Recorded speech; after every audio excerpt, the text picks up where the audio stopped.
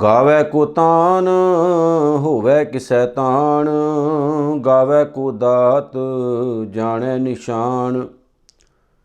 गावै को गुण वडियाइयां चार, गावै को विद्या विखम विचार। गावै को साज करे तन खेह,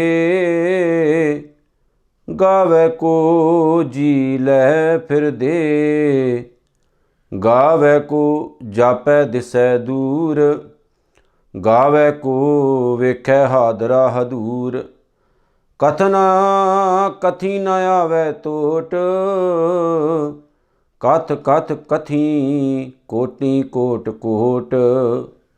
देंदा दे लैंदे थक पाहे, जुगां जुगंतर खाही खाहे।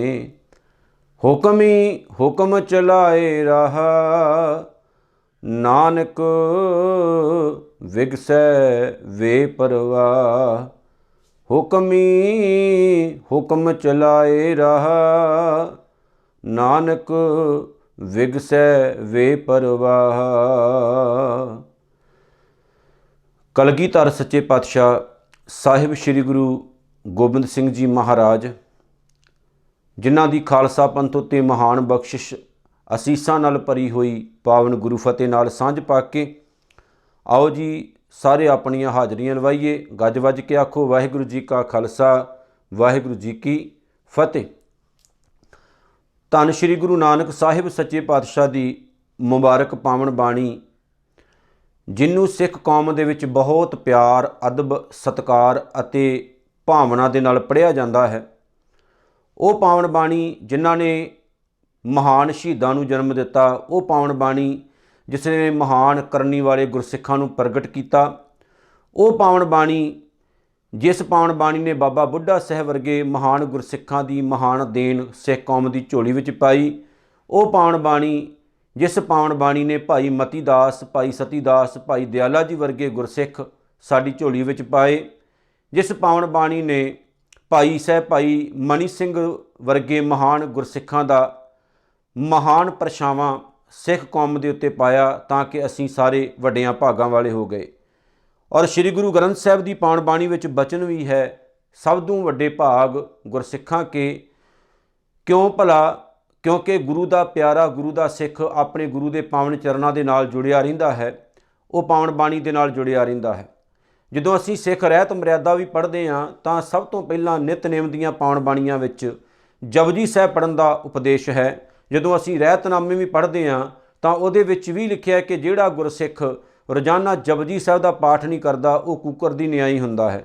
सो इस तरह के महान बचन महान उपदेश करन दे पिछे एक ही कारण है कि जपजी साहिब वर्गी महान रचना के नाल असीं अंदरों ते बाहरों चंगी तरह जुड़ जाइए।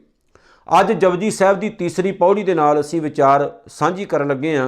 जिवें कि आप जी नूं पता है रोजाना ही आपां जदों गल करते हैं तो नाल ही मैं बेनती भी की, बड़ी संखेप जी विचार लैके असीं चलना है, क्योंकि संखेप विचार दे विच जिस तरह के एक कहावत भी है कि गागर दे विच समुंदर फिट करने वाली गल है। जपजी साहिब की जिहड़ी तीसरी पौड़ी है उहदे च धन गुरु नानक साहिब सच्चे पातशाह जी ने महान बख्शिश करके रब दे गुण गाउण की गल की है। पहली गल मैं ये दस देवां, जपजी साहिब की तीसरी पौड़ी के अखीर दे विच जिहड़ा एक बचन है गुरु नानक साहिब ने लिखिया, नानक विगसै वे परवाह। ਉਹਦਾ मतलब है भी परमात्मा अकाल पुरख ਇੰਨੀ ਵੱਡੀ कायनात चला रहा है, ਇੰਨੀ ਵੱਡੀ दुनिया चला रहा है। ਅਸੀਂ एक छोटा जिहा अपना परिवार पालते हाँ, छोटा जिहा टब्बर साडा हुंदा है जिहदे विच 5 जाने 7 जाने 10 जाने हुंदे ने, तो असीं रात दिन टैंशनां दे विच पए रहिंदे आ, लड़ाई झगड़ा और बहुत कुछ हुंदा है साडे परिवारां दे विच। और टैंशनां इत्थों तक वध जांदियां ने कि कई वार इंसान आत्म हत्या कर लैंदा है, लड़ाई झगड़े तो खिहड़ा छडाउण दे लई अपने परिवार तक छड्ड के चला जांदा है, क्योंकि परिवार पालना बहुत वड्डी गल है। लेकिन जदों असीं गुरु ग्रंथ साहिब नूं पढ़दे हां तां सतगुरु जी कहिंदे ने कि आ जिहड़ी दुनिया है ना, सारा संसार है, ये भी परमात्मा का एक परिवार है, परमात्मा की एक फैमिली है। तो वाहिगुरु अकाल पुरख अपनी फैमिली नूं अपने परिवार नूं बड़े वधिया तरीके नाल पाल रहा है।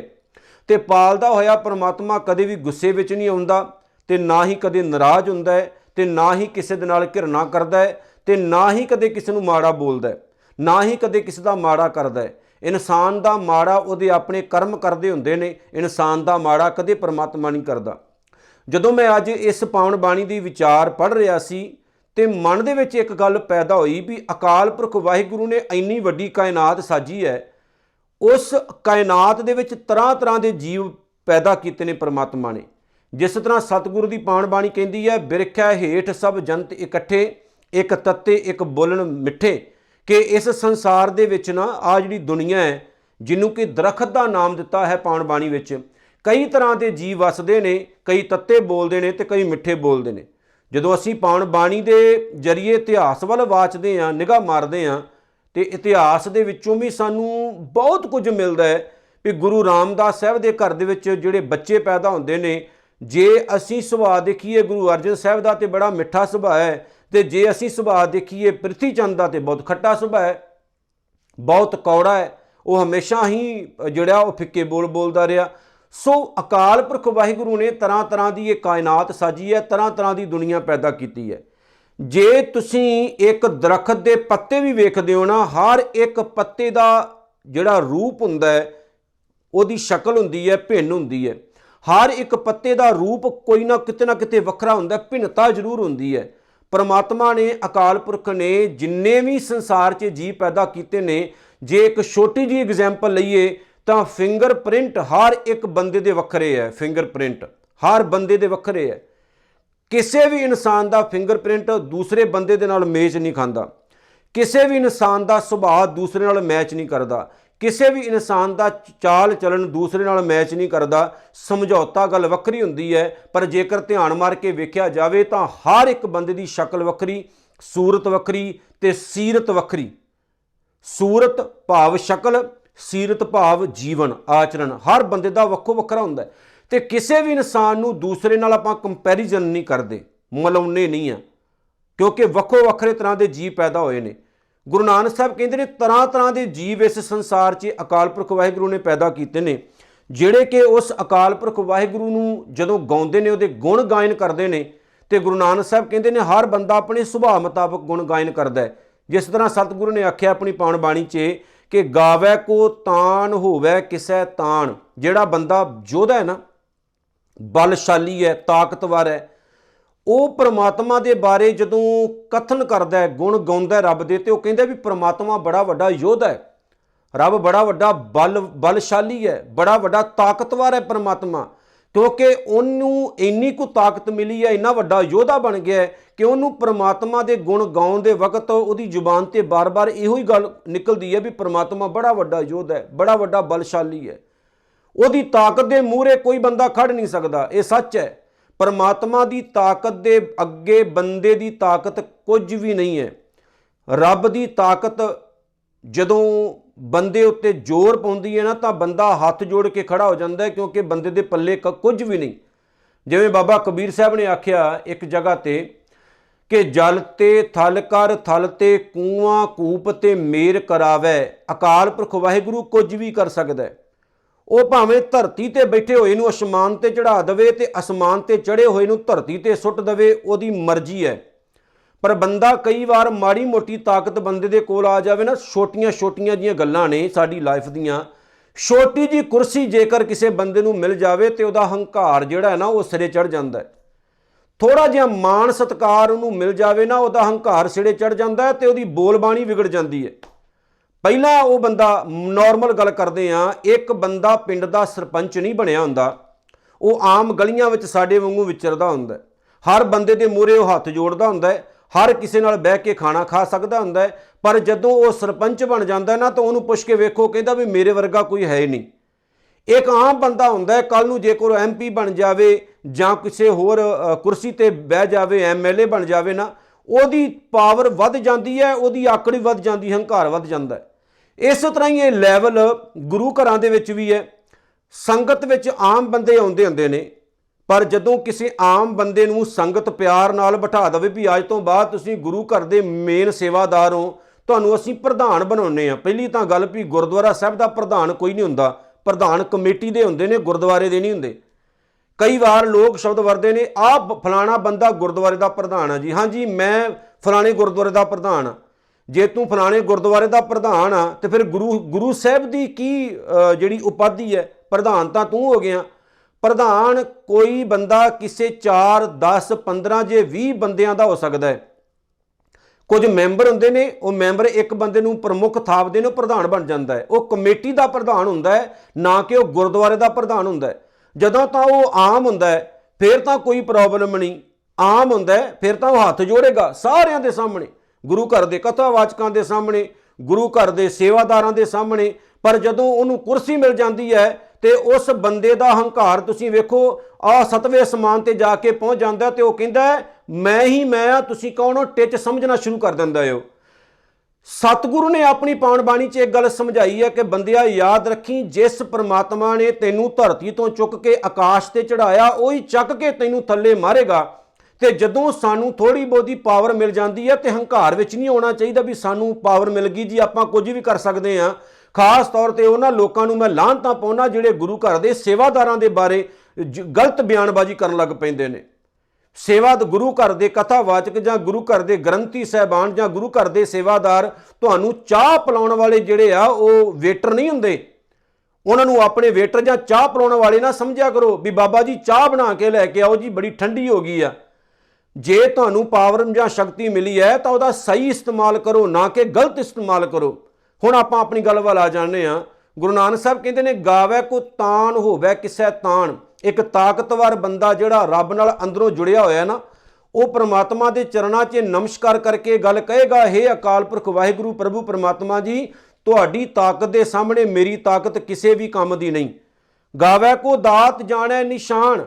तो गुरु नानक साहब जी कहते हैं कोई मनुख जिसनूं वाहिगुरू ने बहुत दातां दे दित्तियां ने, बड़ियां रहमतां कर दित्तियां ने उहदे उत्ते, ते जेकर उहदे कोलों पुछो भी रब दे गुण गाउणे होण ते किद्दां गाए जाण, वो कहेगा रब वर्गा दाता ही होर दुनिया विच कोई नहीं। ये सच है, परमात्मा एक दाता है जिहड़ा सानू दातां दिंदा ते असीं दातां लै लै के मुकर जाने आ, लेकिन मालिक दातां दिंदा होया थकदा नहीं है। गावै को गुण वडियाइयां चार। कोई ये गाउंदा है कि रब बड़ा सोहना है, रब विच बेअंत गुण ने, रब दीयां वडियाइयां बड़ियां सोहणियां ने।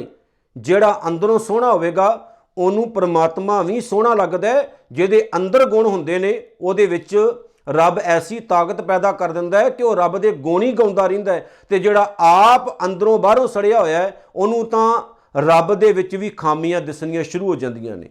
सतगुरु की कहंदे ने गावै को विद्या विखम विचार।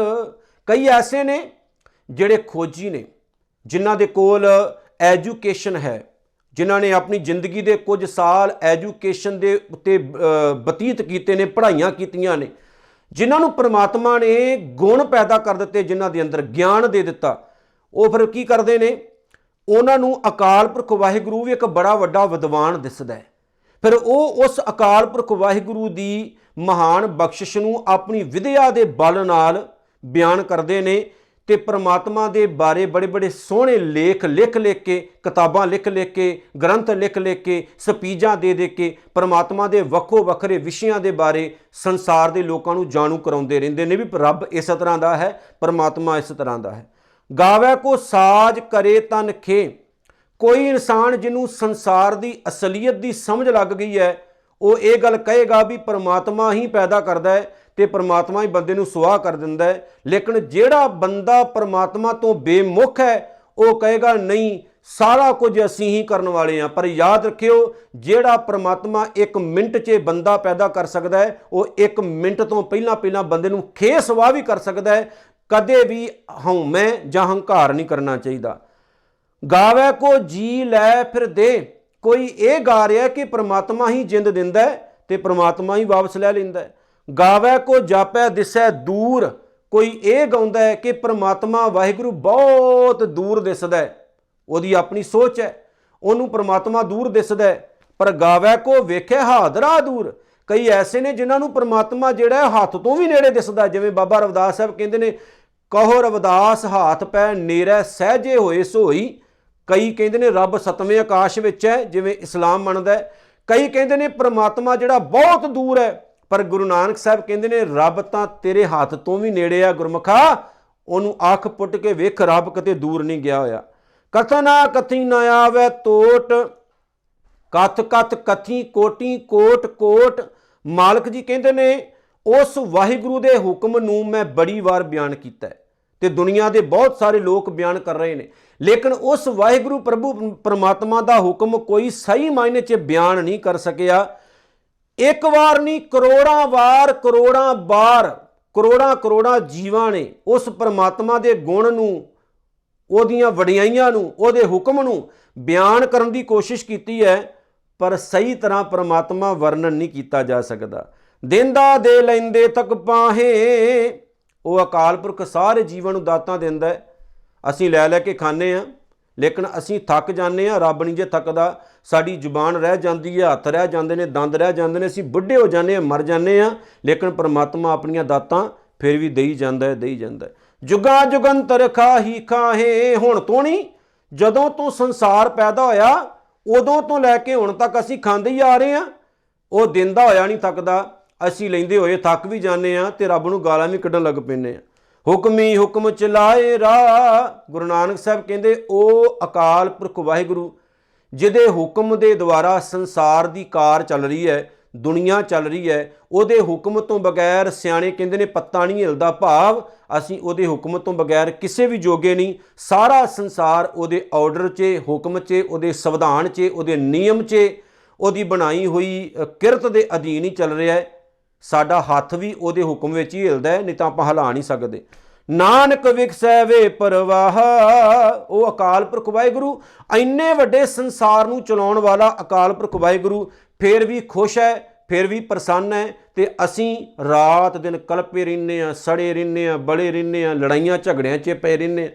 ਤੇ ਉਹ ਅਕਾਲ ਪੁਰਖ ਵਾਹਿਗੁਰੂ ਦੇ ਚਰਨਾਂ 'ਚ ਨਮਸਕਾਰ ਕਰੀਏ ਜਿਹੜਾ ਖੁਸ਼ ਰਹਿੰਦਾ ਹੈ। ਉਹਨੂੰ ਕਹੀਏ ਮਾਲਕਾ ਸਾਡੇ ਤੇ ਵੀ ਰਹਿਮਤ ਕਰ, ਅਸੀਂ ਵੀ ਖੁਸ਼ ਰਹੀਏ, ਆਪਣੇ ਜੀਵਨ ਨੂੰ ਸੋਹਣਾ ਬਣਾ ਕੇ ਜਾਈਏ। ਇਹ ਗੱਲ ਯਾਦ ਰੱਖਿਓ, ਪਰਮਾਤਮਾ ਦੇ ਹੁਕਮ ਤੋਂ ਬਗੈਰ, ਜਿਵੇਂ ਬੇਨਤੀ ਕੀਤੀ ਵੀ ਪੱਤਾ ਨਹੀਂ ਹਿਲਦਾ, ਭਾਵ ਕਿ ਪਰਮਾਤਮਾ ਦੇ ਹੁਕਮ ਤੋਂ ਬਗੈਰ ਅਸੀਂ ਕਿਸੇ ਜੋਗੇ ਵੀ ਨਹੀਂ। ਆਓ ਉਸ ਵਾਹਿਗੁਰੂ ਪਰਮਾਤਮਾ ਦੇ ਹੁਕਮ ਦੇ ਵਿੱਚ ਆਪਣਾ ਜੀਵਨ ਬਤੀਤ ਕਰੀਏ, ਉਸ ਮਾਲਕ ਦੇ ਚਰਨਾਂ 'ਚ ਅਰਦਾਸ ਕਰੀਏ ਕਿ ਵਾਹਿਗੁਰੂ ਸਾਡੇ ਤੇ ਵੀ ਰਹਿਮਤ ਕਰ, ਅਸੀਂ ਵੀ ਤੇਰੇ ਹੁਕਮ ਦੇ ਅਧੀਨ ਰਹਿ ਕੇ ਖੁਸ਼ ਰਹਿ ਸਕੀਏ ਤੇ ਆਪਣਾ ਜੀਵਨ ਬਤੀਤ ਕਰ ਸਕੀਏ ਜੀ। ਅਖੀਰ ਦੇ ਵਿੱਚ ਗੁਰੂ ਫਤਿਹ ਨਾਲ ਸਾਂਝ ਪਾਓ ਜੀ। ਹੋਈਆਂ ਭੁੱਲਾਂ ਗਲਤੀਆਂ ਦੀ ਖਿਮਾ, ਨਾਨਕ ਨਾਮ ਚੜ੍ਹਦੀ ਕਲਾ, ਤੇਰੇ ਭਾਣੇ ਸਰਬੱਤ ਦਾ ਭਲਾ। ਵਾਹਿਗੁਰੂ ਜੀ ਕਾ ਖਾਲਸਾ, ਵਾਹਿਗੁਰੂ ਜੀ ਕੀ ਫਤਿਹ।